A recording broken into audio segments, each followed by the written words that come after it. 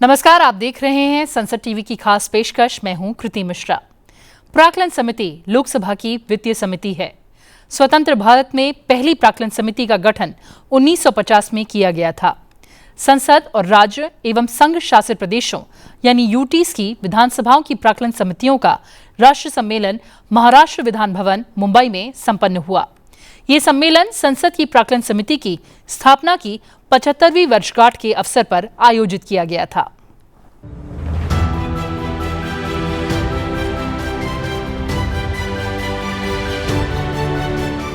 आधुनिक युग में संसद को न केवल विभिन्न और जटिल प्रकार का बल्कि मात्रा में भी अत्यधिक कार्य करना पड़ता है। संसद के पास इस कार्य को निपटाने के लिए सीमित समय होता है। इसलिए संसद उन सभी विधायी तथा अन्य मामलों पर जो उसके समक्ष आते हैं गहराई के साथ विचार नहीं कर सकती। अतः संसद का बहुत सा काम सभा की समितियों द्वारा निपटाया जाता है, जिन्हें संसदीय समितियां कहते हैं। संसदीय समिति से तात्पर्य उस समिति से है जो सभा द्वारा नियुक्त या निर्वाचित की जाती है अथवा अध्यक्ष द्वारा नाम निर्देशित की जाती है और अध्यक्ष के आदेशानुसार कार्य करती हैं तथा अपने प्रतिवेदन सभा को या अध्यक्ष को प्रस्तुत करती हैं और समिति का सचिवालय लोकसभा सचिवालय द्वारा उपलब्ध कराया जाता है। अपनी प्रकृति के अनुसार संसदीय समितियां दो प्रकार की होती हैं, स्थायी समितियां और तदर्थ समितियां। स्थायी समितियां स्थायी एवं नियमित समितियां हैं जिनका गठन समय समय पर संसद के अधिनियम के उपबंधों अथवा लोकसभा की प्रक्रिया तथा कार्य संचालन नियम के अनुसरण में किया जाता है। इन समितियों का कार्य अनवरत प्रकृति का होता है।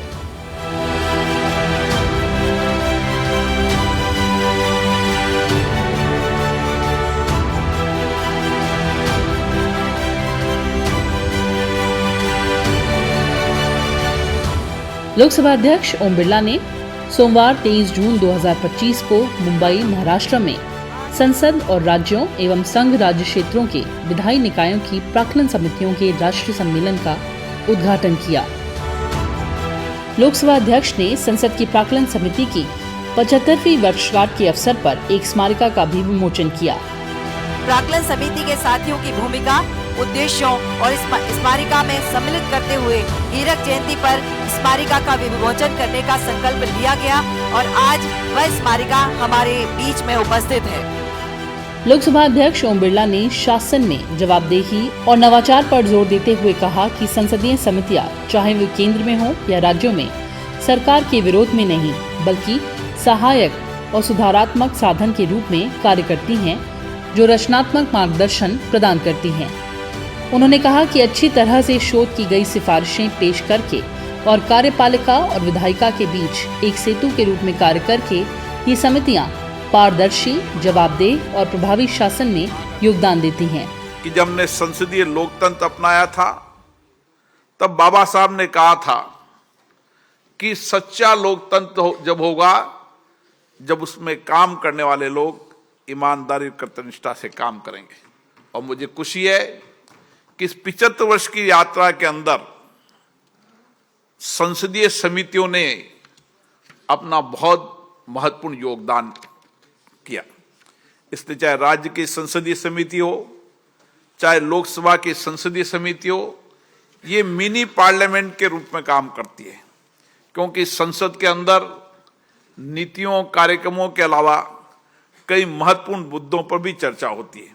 इसलिए संसदीय समितियां सरकार की नीतियों, कार्यक्रमों, योजनाओं और नीति कार्यक्रम योजनाओं में जो धन खर्च किया गया है वो धन जिसके लिए नियोजित किया था उस मद में खर्च हुआ नहीं हुआ, उसकी निगरानी करती है, प्रशासन साधन में सुधारता, पारदर्शिता लाती है, जवाबदेही लाती है। लोकसभा अध्यक्ष ने सदस्यों से सहयोग और जिम्मेदारी की भावना को बनाए रखने का आग्रह किया, जिससे समितियों की संसदीय लोकतंत्र के स्तंभ के रूप में भूमिका को मजबूत किया जा सके।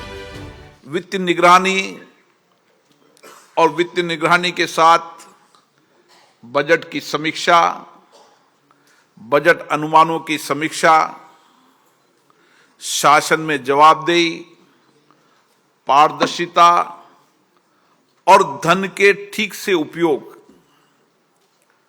और खर्च के धन से सामाजिक आर्थिक कल्याण की समीक्षा प्राक्कलन समिति करती है और इसीलिए प्राक्कलन समिति के प्रयासों से सरकारी धन के अपव्यय को रोका गया, शासन में कुशलता पारदर्शिता लाई, शासन में जवाबदेही लाए और कई बड़े निर्णय फैसले जिन फैसलों के माध्यम से सरकारी कार्यकुशलता को कैसे वर्तमान परिप्रेक्ष्य में बेहतर बनाया जा सकता है, इसके महत्वपूर्ण निर्णय इस प्राक्कलन समिति में हुए। सम्मेलन में सर्वसम्मति से 6 प्रमुख प्रस्ताव पारित किए गए, जिनमें आकलन समितियों को मजबूत करने के लिए एक दूरदर्शी रोडमैप प्रस्तुत किया गया। महाराष्ट्र के राज्यपाल सीपी राधाकृष्णन ने समापन भाषण दिया। इस अवसर पर राज्यसभा के उपसभापति हरिवंश और संसद की प्राक्कलन समिति के सभापति संजय जायसवाल ने भी अपने विचार रखे। इस सम्मेलन में हुई चर्चाओं ने इस बात पर जोर दिया है कि सुशासन के लिए thoughtful, efficient and equitable spending की जरूरत होती है। पाई पाई का हिसाब और खास तौर से सार्वजनिक पैसे का हिसाब रहे, यह दायित्व इस कमेटी का महत्वपूर्ण है। विश्वास है इस सम्मेलन के द्वारा केंद्र और राज्य स्तर पर एस्टिमेट्स कमिटीज को मिलकर म्यूचुअल कंसल्टेशन के साथ कोऑर्डिनेटेड वे में विकास के पथ पर हम देश को आगे ले जाने की भावना के साथ काम करेंगे। यह सम्मेलन आने वाले वर्षों में इस संस्था को मजबूत बनाने के लिए एक कैटलिक एजेंट के रूप में, उत्प्रेरक के रूप में काम करेगा, ताकि प्रत्येक नीतिगत निर्णय और बजट में आवंटित हर रुपये का अधिकतम उपयोग हो सके। Over the past 75 years, the Estimates Committee has evolved into the formidable instrument of oversight, guiding the efficient allocation of public funds, reviewing performance and recommending improvements across ministries and departments. The check on the public funding has been well controlled by this committee. In a democratic setup, the consensus-driven, non-partisan nature of Estimates Committee gives them moral strength. Their constructive and fearless analysis has improved decision-making and reinforced the public trust in our institutions. So your efficient way of functioning has strengthened the democracy of our country. As a government spending continues to expand in both scale and complexity, the committee's role will only become more crucial and challenging. यह गर्व की बात है कि प्राक्कलन समिति ने 17वीं लोकसभा के अंत तक 1033 प्रतिवेदन प्रस्तुत किए हैं, जिनमें मूल और कार्रवाई दोनों शामिल हैं, जिनमें शिक्षा और स्वास्थ्य से लेकर रक्षा और बुनियादी ढांचे जैसे सरकारी कार्यक्रमों के लगभग हर पहलू को शामिल किया गया। कार्यपालिका को निरंतर उत्तरदायी बनाकर समिति ने सरकारी वित्त के प्रबंधन में उत्तरदायित्व और विवेक की भावना उत्पन्न की है। प्राक्कलनों और व्यय की इसकी कठोर जांच से सरकारी कार्यों में कई सुधार और अनुकूलन हुए हैं, जिससे अंततः भारत के नागरिकों को लाभ हुआ। प्राक्कलन समिति का सबसे सराहनीय पहलू इसकी सर्वसम्मति की परंपरा है। इसके प्रतिवेदन सर्वसम्मत दृष्टिकोण को दर्शाते हैं, जो इसके प्रभाव को बढ़ाते हैं। यह सर्वसम्मति सुनिश्चित करती है कि समिति के सुझावों का न केवल सम्मान किया जाता है, बल्कि सार्थक बदलाव लाने के लिए प्रायः उन्हें लागू भी किया जाता है। प्राक्कलन समिति लोकसभा के एक प्रमुख वित्तीय समिति है।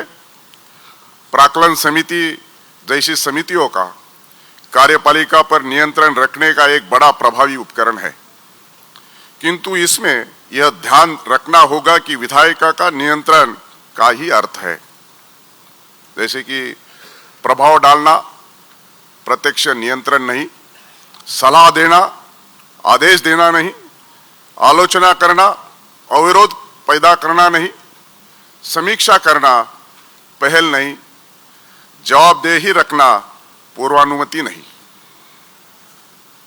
समिति प्रणाली के कार्य के इसी मूल आधार को यदि हम चर्चा करके और सुदृढ़ बना सके, तो यह संगोष्ठी अपनी सार्थकता और प्राप्त कर सकेगी। ये सम्मेलन, जो आकलन समिति की यात्रा के 75 वर्ष पूरे होने का प्रतीक है, प्रमुख हितधारकों को एक साथ लाकर दुनिया के सबसे बड़े लोकतंत्र में वित्तीय निगरानी और संस्थागत तंत्र को मजबूत करने और प्रशासनिक दक्षता में सुधार करने के तरीकों पर चर्चा के लिए बुलाया गया।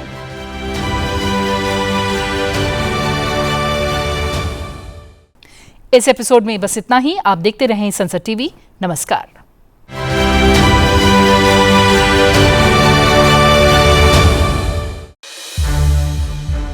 संसद टीवी के और भी प्रोग्राम्स देखने के लिए सब्सक्राइब करें हमारा YouTube चैनल और हाँ, इन्हें लाइक और शेयर करना ना भूलें।